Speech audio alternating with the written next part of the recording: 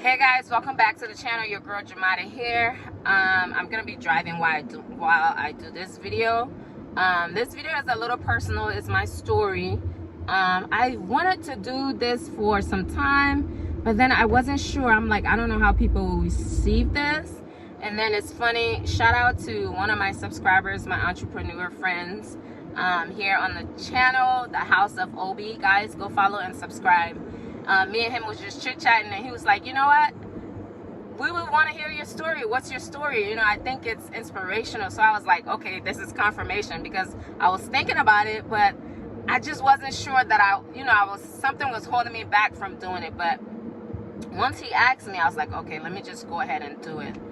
Guys, I was born in Liberia, West Africa.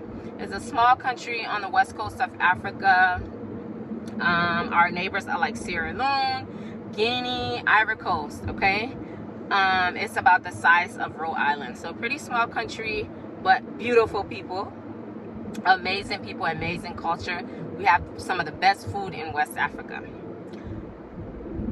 Okay, so I was born during the time in Liberia where Liberia was going through a lot of turmoil, okay? We were experiencing civil war.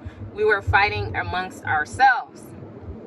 And I have several memories, but this one memory just sticks out to me. I was a little child, so we were running. They were shooting, like, imagine bullets flying all around you. Imagine bullets flying. I don't know if you can even imagine this, how traumatic this is for a small child. My mom puts me on her back and we're running. I don't even know. I have two brothers. I can't even remember where they were, you know. My memory just fades me on that one. But I remember being on her back. We're running. We're going over this monkey bridge in Liberia. We like in the village, because we had left the city, right? And we left the city where we were, and we went on our farm to get away from the violence. But then the violence came into the villages, okay? The violence came into the villages, and that's where we were, and that's where we were running for our lives. My mom puts me on her back. We're running. We get to this river, and the river doesn't have like a regular bridge, guys. Like, it's like a makeshift bridge. In Liberia, we call it monkey bridge. So we didn't have a choice. Either, you know, you stand there and the bullet hits you and you die, or you run over this makeshift bridge and try to save your life. So my mom made the decision. We were gonna run and cross over this bridge. She's running over the bridge, and we tumble into the river, guys. We fall into the river. We fall into the river. My mom don't know how to swim. I don't know how to swim, okay? Even though, like, we're from like a coastal town. Neither of us know how to swim, but I don't know how we got out of that river, y'all. But I'm here today. We made it out of the river. I cannot come up with a memory. I can't think of how we made it out of there. You know, my mind just blanks on that. I can't think of how we made it out of there, but we made it out somehow. Yeah, so then, you know, just going through the back and forth and stuff like that with the war, we have a period where things would be calm. You know, we would try to go back to normalcy, whatever that is, after going through such trauma. And then, like, that we would break out into war again, and we would be running for our lives. So my mom decided that, you know what, my children can't keep going through this. She had just been appointed. She had this big political job. So she was like, well, I'm gonna protect my children and get them out of here. So she sends my brother, I'm the youngest, she sends myself and my two older brothers to the United States. So we come over, we fly all by ourselves, you know, but we were with each other. So it wasn't that bad. But it was very traumatic, because, you know, Liberia was all that I knew. All my friends, my life was there, you know.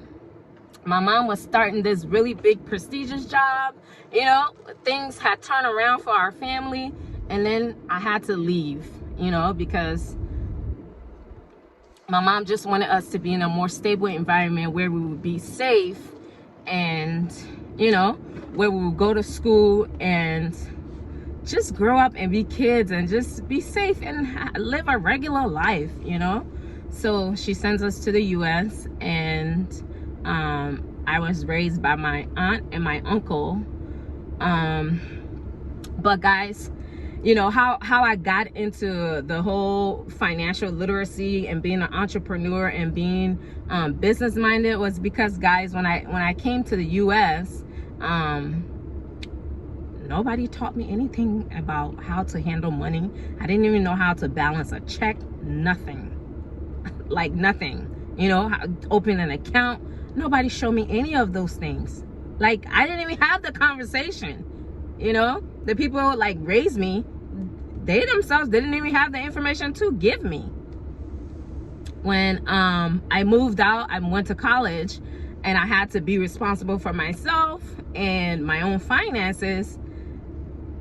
I didn't know what to do. I made so many mistakes. I would get a credit card, run it up, live it up, guys, just run amok. And you know, I would pay the bare minimum. It would not be at the priority, the top of my list of things to do now, you know. My priority would be buying clothes, food, going out with my friends, okay? Paying bills was not my priority. So my credit scores was in the dumps, okay? Up until, let's see, 2013, I can vividly remember I was making pretty good money. I was done with college, and I was making pretty good money. 2013, I was making like $35 an hour, you know, and I was this young girl. That's a lot of money for a young girl, like, but I didn't know what to do with it, guys. I can remember one day I had pulled up to the gas station. I didn't even have $5 to put in my tank, and I was making $35 an hour. Where was my money going? I didn't even have a credit card at the time, because no credit company was even gonna mess with me, okay? That's how terrible my credit was. But I didn't even have $5. I had to like scrape up change in my car to put gas in my car, to put a gallon of gas in my car. I was like, Jamada, you are in trouble. Like, I came to the self-realization. I'm like, girl, this is not it. This is not it. This is not it. You are in trouble. Like, nobody had to tell me that. Nobody had to complain or like yell at me. I within myself, I was like, we ain't doing this. You cannot live like this. You're not doing this. So I was just really ashamed. I can't even describe the feeling, you know. I actually sat in my car and like I cried, because what am I doing? What am I doing? Sorry guys, I had a call interrupt the video. So from that point forward, I decided I was going to change my life, and I was going to do something that going forward, I was not going to be caught in the situation where like, I don't know where my money is going. My credit score is shit. Even my car insurance, guys, they would look at I didn't even know those things affect car insurance, like where you live. You know, whenever I go to get an apartment, I got to put a freaking, you know, deposit. They run my credit. They would deny me. I'm like, I'm not living like this no fucking more. This is not the life for me. I want better for myself, okay? So then I got into entrepreneurship. I have established several businesses so far. I started reading books and teaching myself how to be better with money, how to handle credit, guys, how to establish credit, how to establish business credit. And that's how I ended up here, guys. And then just investing as well, okay? It's one thing to have credit and to have money in your bank account, but like, you need to know how to invest it. You need to know how to grow money. You need to know how to maintain it, okay? All of that, okay? I had to change my mindset. I had to change who I was, okay? I had to let her die. She had to go. She had to die. I had to let her die. For this new person to be born, and and just impact my children, and impact my children's children. So that's the journey that I'm on right now, guys. Okay. You can check out one of my businesses, Ade Holistic. I started that business about 3 years ago. www.adeholistic.com. I'll put the link below. You guys can go check out my website. Yeah, and then I have the accessories, the African accessories boutique as well. And then I'm into real estate. Like I'm purchasing lands in Liberia and here. Okay. So hopefully by the end of the year, I'm going to start building, and, I'll take you guys on the journey when I start that process. But yeah, that's my story, y'all. If you have any questions, drop it in the comment section below.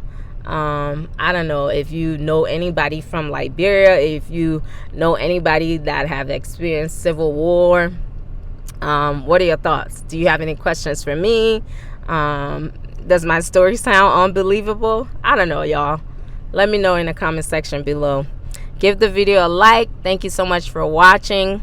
I wish you all the best in all of your endeavors. If you made it to the end of the video, drop me your favorite emoji, or drop me my favorite emoji, guys.